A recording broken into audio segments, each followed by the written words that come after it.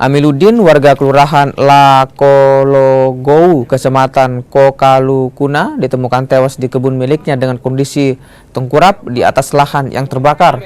Korban pertama kali ditemukan oleh warga yang berupaya memadamkan api di lahan miliknya yang ikut terbakar di Kelurahan Liabuku.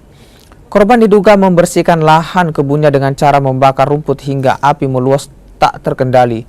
Penyebab kematian korban masih dalam penyelidikan polisi, sementara dari hasil visum tidak ditemukan tanda kekerasan dan 90% tubuh korban dalam kondisi hangus terbakar.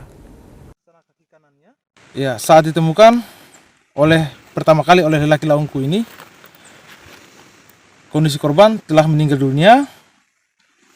Korban dalam posisi tengkurap mengalami luka bakar di sekujur tubuh.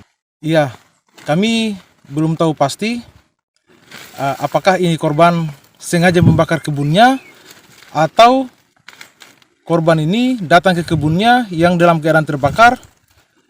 Namun untuk kita ketahui lebih lanjut penyebab kematiannya ini kami belum bisa pastikan.